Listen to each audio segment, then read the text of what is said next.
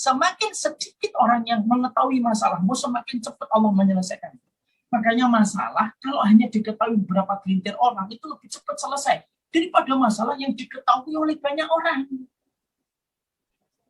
Makanya kemudian para ulama terdahulu sampai mereka itu mengatakan, taskur rahima ilama la yarham. Kalau ada orang lebih nyaman dia curhat kepada manusia, kepada makhluk, dan tidak pernah curhat sama Allah, disindir sama Imam Syafi'i. Kamu kok bisa? Masalah datang dari Allah, kamu menceritakan justru kepada manusia yang terbatas bagaimana sifat kasih sayangnya, tapi kamu meninggalkan Allah yang tidak terbatas kasih sayangnya. Makanya kalau kemudian kita memiliki masalah yang semacam itu, ceritakanlah masalah kita kepada orang 1, 2, 3 dengan harapan mereka membantu atas masalah yang kita peroleh, atas masalah yang kita dapatkan. Setelah itu tutup. Saya cerita sama Ustadz, boleh atau tidak Ustadz? Niatnya apa? Niatnya supaya kemudian Ustadz itu membantu saya atas apa hukum yang tidak saya ketahui. Silakan. Saya cerita kepada psikologi, misalkan dia paham tentang ilmu kejiwaan, tidak menyeleweng dan tidak keluar dari rel Islam dan dari kitabullah, silakan sampaikan, tidak apa-apa. Selebihnya tutup. Jadi selebihnya tutup. Jangan kemudian akhirnya kita buka, kita umbar kepada siapapun. Akhirnya apa? Orang yang terbiasa menyampaikan masalahnya kepada setiap manusia, itu kayak ikan di akuarium. Perhatikan ikan di akuarium. Ikan di akuarium itu, Masya Allah, bisa ambilkan contoh. Ini ikan, ini kan kalau kemudian hati kita sudah terbiasa, kita sudah terbiasa cerita sama orang, itu kayak ikan. Kemanapun dia bergerak itu kan kelihatan, ke sana, ke sini, kelihatan. Lah banyak orang yang tidak sadar, bahwasanya banyak orang yang tidak sadar ketika dia banyak menceritakan masalahnya, sebenarnya dia membuka aurat hatinya kelihatan sama orang. Kita ada masalah, tulis di WA story. Sebel saya mah gini, orang pada nanya.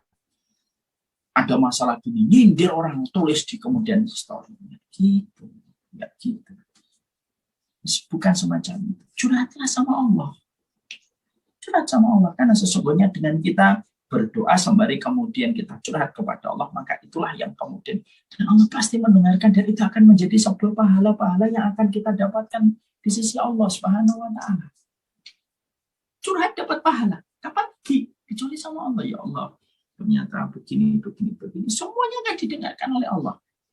Karena Allah itu mensifati dirinya dengan kata as-sami, Allah itu maha mendengar. Dan kalau kita paham konsekuensinya bahwasanya Allah itu maha mendengar, itu apa? Salah satu konsekuensi ketika Allah mensifati dirinya dengan maha mendengar, Allah itu mendengarkan semua curhatan, semua perkataan yang disampaikan oleh setiap makhluk. Bukan hanya curhatan, bukan hanya perkataan, sampai apa yang terlintas di hati dan pikiran kita, Allah pun mendengar. Maka itu yang akan menyelesaikan masalah. Ya. Makanya sosial media itu pakai untuk kebaikan, sudah nyampaikan kebaikan sembari nasihatin kita. Jadi kalau kita nulis di caption, nulis di Facebook, sudah cukup itu. Sama dengan suami istri itu tidak perlu membuka masalah apapun, kecuali masalah itu dibuka, yaitu kepada orang tua mereka untuk mencari jawaban, atau dibuka kepada orang suami untuk mencari petunjuk. Selebihnya tutup. Ya, selebihnya tutup. Suami kamu, itu pakaian kamu. Kalau kamu menyebutkan aibnya suami kamu, itu sebenarnya kamu membuka aib kamu sendiri. Istri kamu, itu pakaian kamu. Kalau kamu membuka keburukannya, lalu curhat kepada manusia dan membukanya kepada manusia, sebenarnya kamu tuh membuka pakaian kamu sendiri. Itulah indahnya. Sampai Allah itu begitu sangat luar biasa, sangat agung. Allah itu menempatkan suami istri itu kayak pakaian. Ya, suami istri kayak pakaian untuk menjelaskan kepada kita, Masya Allah, betapa dahsyatnya kehidupan keluarga itu. Dan jangan sampai keluar. Sampai walaupun mungkin niatnya baik, kamin muridil khair la yusibu, berapa banyak orang yang niatnya baik itu nggak dapat apa-apa. Ya. Nggak ada kemudian niatnya baik itu caranya salah. Dan apakah yang kita nasihat, apakah orang yang kita ceritakan aibnya atau yang kita ceritakan masalah kita, lalu kemudian dia akan merasa langsung tulus untuk berubah gara-gara tulisan kita yang sudah disebar ke banyak orang? Enggak akan bisa, justru menambah kebencian dan menambah masalah itu berlarut-larut. Nah inilah yang menjadikan kita paham. Jadi kemudian curhatlah kepada Allah. Sekali lagi ya, semakin banyak kepala yang mengetahui atas masalah yang kamu ketahui, semakin banyak kepala yang kamu kemudian mengetahui masalahmu, semakin banyak subjektivitas yang terbentuk dan semakin banyak pro kontra yang akan terjadi. Lihat para ulama menyampaikan kepada Allah. Nah kok bisa kita tahu Ustaz? Karena Allah yang mengabadikan.